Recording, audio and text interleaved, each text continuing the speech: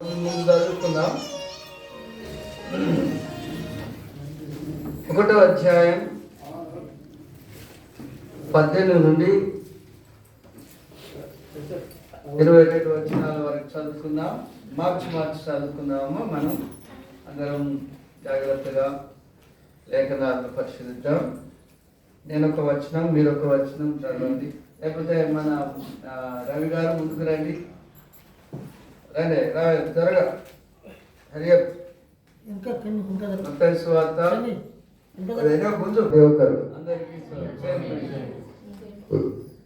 మత్తయి సువార్త 1వ అధ్యాయం 18 నుంచి 22 వచనం. యేసుక్రీస్తు జనన దినమెట్లనగా ఆయన తల్లి అయిన మరియు యోసేపునకు ప్రదానం చేయబడిన తర్వాత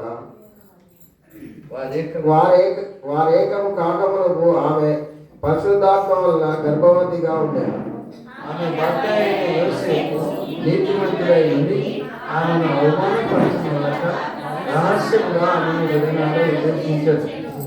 అతడు ఈ సంగతులను గురించి ఆలోచించుకొనుచుండగా ఇదిగో ప్రభువు దూత స్వప్నమందు అతనికి ప్రత్యక్షమై, దావీదు కుమారుడు అయిన యోసేపు, నీ భార్య అయిన మరియను చేర్చుకొనుటకు భయపడకుము.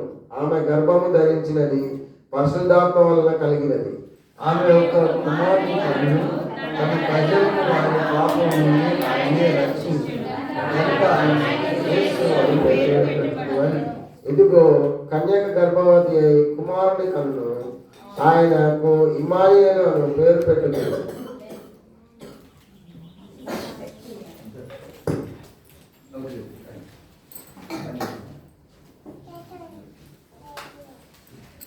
చిన్న ప్రార్థన చేసుకుందాం. మనకి ఇవ్వబడిన టైం అసలు ఇంకొక 30 గంట అయితే అయిపోతుంది. హల్లెలూయా. ప్రేమ గల తండ్రి, మమ్మల్ని మిక్కిలిగా ప్రేమిస్తూ మా కొరకై ఈ లోకానికి దిగి వచ్చిన దేవుడు, మీకు వందనాలు తండ్రి.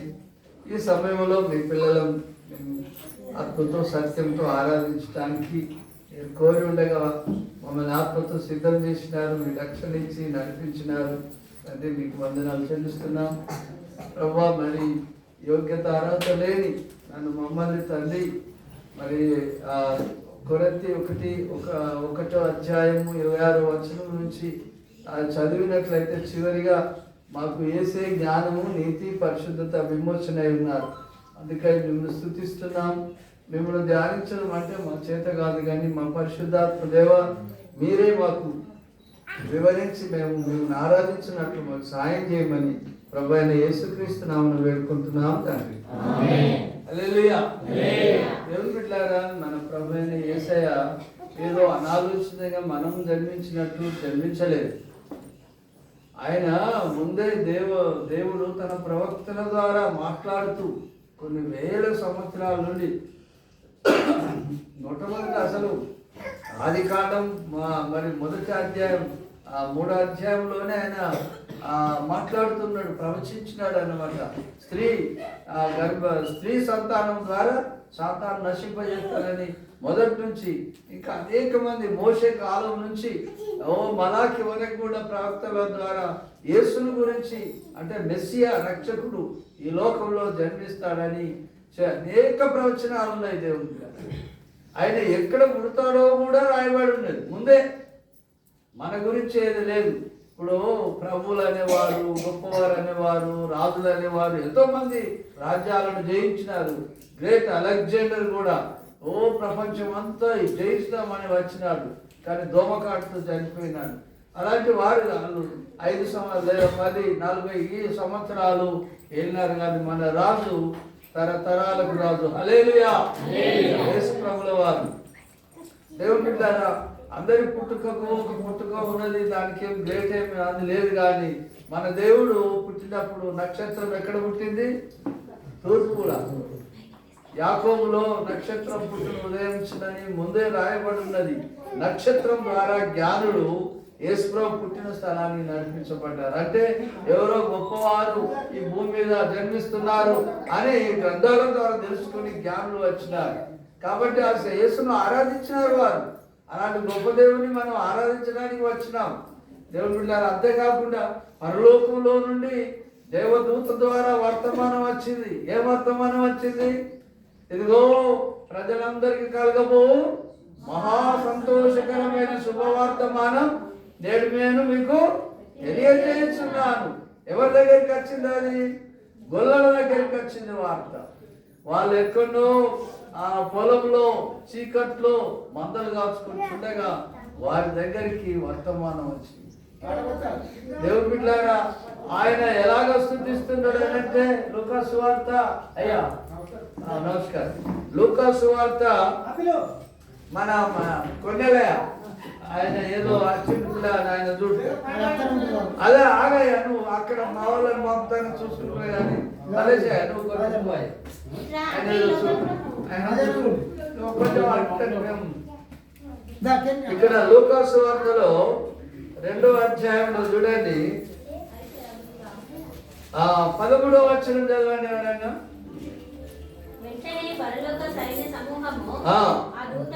ఆ దూతల్లో కూడా ఉండి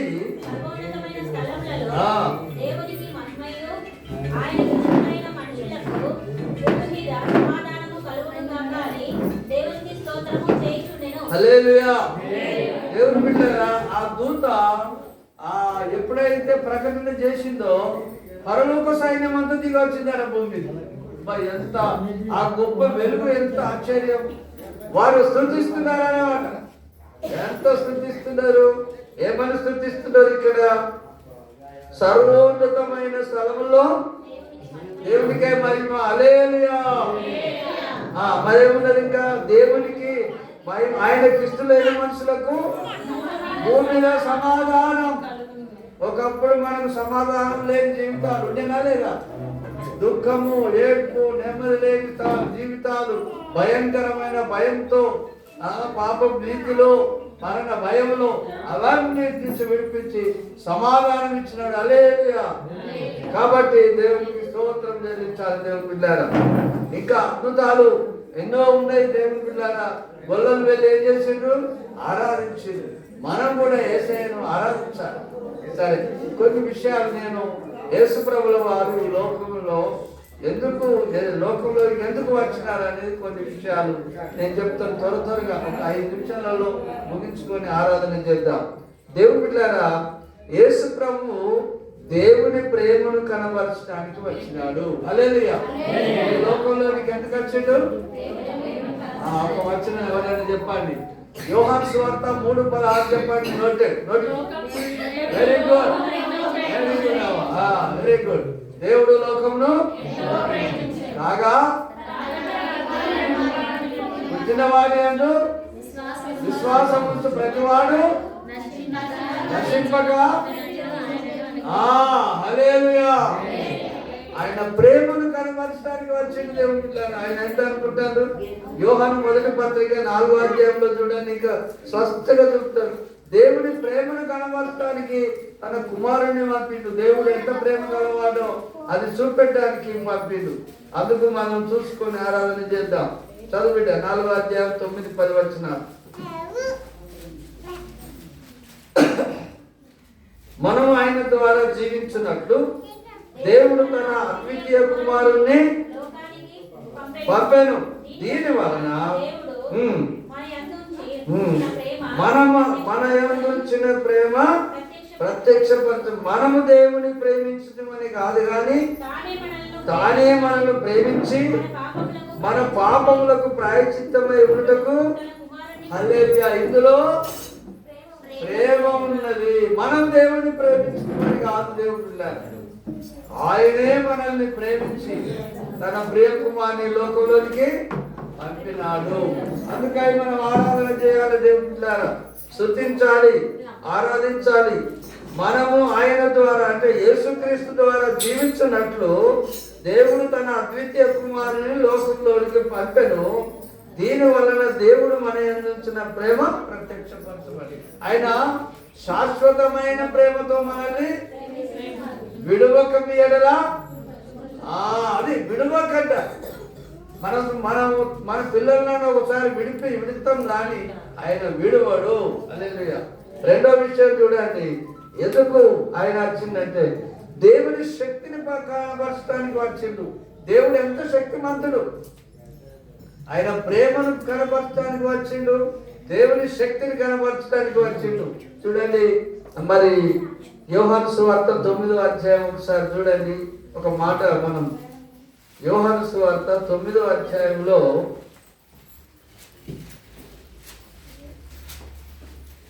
1 నుండి ఆయన మార్గంలో పోవచ్చుండగా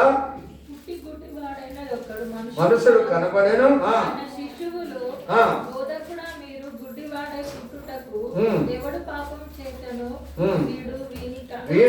వీడి కన్నవారా ఆయన అడగా యేసు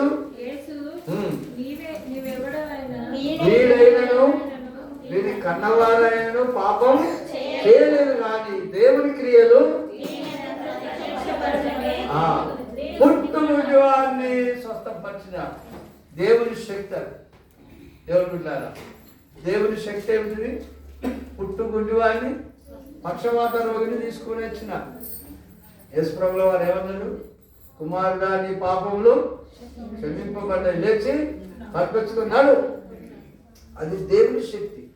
అంటే ఒకరిని క్షమించాలన్నా, ఒక రోగం స్వస్థపరచాలన్నా ఎవరి చేతిలో ఉన్నది? హిజ్కియాకు మరణకరమైన రోగం వచ్చిందా? ఆయన స్వస్థపరిచి ఎన్నేళ్ళు ఆయుష్పించిండు? అంతే. ఆయన తీసేయగలడు. యేసు ప్రభు ఎందుకు వచ్చిందంటే దేవుని బిడ్డలారా, దేవుని శక్తిని అందుకే ఆ శక్తి మనం చూపెట్టి మనం ఆయనను ఆరాధించే విధంగా చేసిన దేవునికి వందనాలు. ఇంకేమిటంటే ఆయన దురాత్మలు వెళ్ళగొట్టాలి. ఈ లోకంలో అంతా ఈ దుష్టుని చేతిలో ఉన్నది. దుష్టుడు మనుషులను పాడు చేస్తున్నాడు. దేవుడిగా అందరికీ చిన్నప్పటి నుండే, కొందరి బాల్యం నుండే నా బిడ్డలు, చిన్న బిడ్డలు నాకు దొబ్బేసింది చూడండి అంటే దేవుని సువార్త కొరకు నిలవకుండా ఆ బాబు కూడా చూడండి. అలాగా యేసు ప్రభుని చంపాలని చూసిందండి. ఏ రోజు ఇప్పుడు పుట్టింది మొదలుకొని 2 సంవత్సరాల వరకు ఉన్న వాళ్ళందరూ చంపేయాలని, రక్షణ దొరకకుండా చేయాలని చూసి ఇలాగా శాతాను చేయాలని చూస్తే శాతాను శక్తిని దురాత్మలు వెళ్ళగొట్టాలి. మార్కు సువార్త 1 అని పెట్టాను. మార్కు సువార్తకు వెళ్దాం. అందుకే మనం దేవుని ఆరాధన చేయాలి. మనకు అపవిత్ర ఆత్మ అధికారం ఇచ్చిండు. ఇప్పుడు మనలో దయాలు ముట్టవు, దయాలకే ఆజ్ఞిస్తాం. దయాలే యేసుప్రభు చూసి భయపడుతున్నాయి. అయ్యా మమ్మల్ని ఇప్పుడే నరకంలో పడేయకని అంటున్నాయి. మార్కు సువార్త తీసింది 1వ అధ్యాయం 34వ వచనం చదవండి బిడ్డలారా. ఆయన అంటే ఎవరు చెప్పండి? ఆయన అంటే యేసు.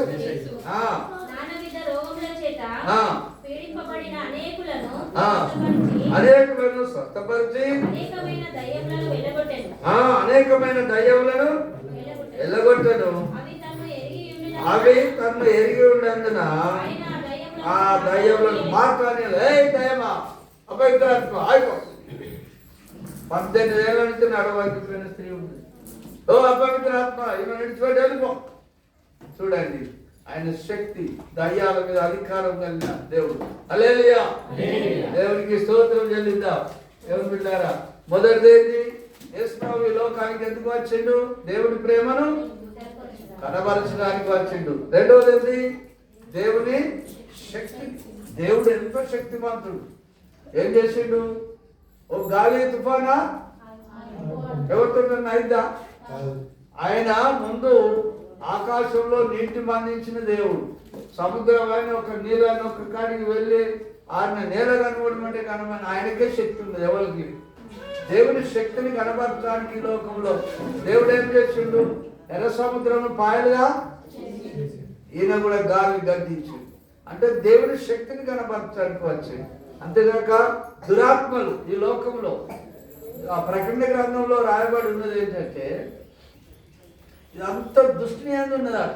సింహాసనం వేసుకొని ఉన్నాడు అన్నమాట. యేసు ప్రభునే అన్నాడు, నాకు మొక్కితే పూర్తి చేయండి, ఇవన్నీ కూడా నేను ఎక్కిస్తాను అన్నాడు. ఎంత చాతానా నీ దేవుడని యెహోవాను శోధించక వెళ్ళిపో అని అంటాడు. అది దేవుని శక్తి అటువంటి అపవిత్ర ఆత్మల అధికారం. దేవుడు గొప్ప అద్భుతాలు చేసిన చివరిగా మనం చూద్దాం. మృతులను కూడా లేపినాడు దేవుడు. మత్తయి సువార్త 8వ అధ్యాయం. అలాంటి దేవుడు గొప్ప దేవుడు. మరలా భయపడడం మనం దాస్యపాత్రను మనం పొందలేదు. మరలా భయపడద్దు, దయ్యాలో భయపడద్దు, రోగాలో భయపడద్దు. మనం భయపడతాం మళ్ళీ మరలా భయపడడానికి లేదు, మరణానికి కూడా భయపడడానికి లేదు. అన్నిటిపైన జయ. మత్తయి సువార్త 8వ అధ్యాయం 26వ వచనం చూడండి. మనం అందుకు ఆయన అల్ప విశ్వాసులారా ఎందుకు భయపడుతున్నారని వారితో చెప్పి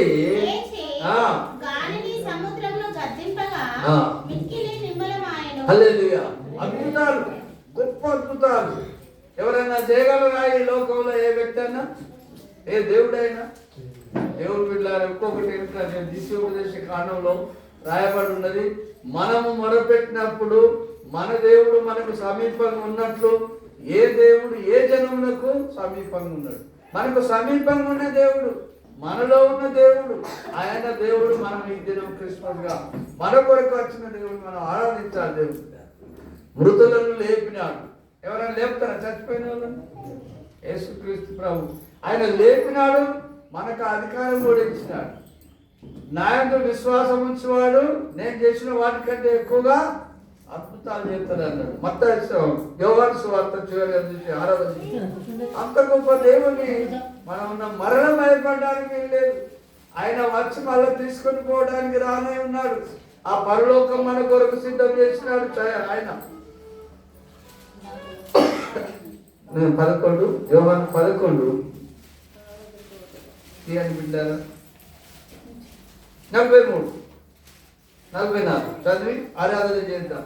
ఆ దేవుడు మనల్ని బయటకు రమ్మని బిగ్గరగా చెప్పగా కాళ్ళు చేతులు ప్రేత వస్త్రములతో కట్టబడిన వారి వెలుపలికి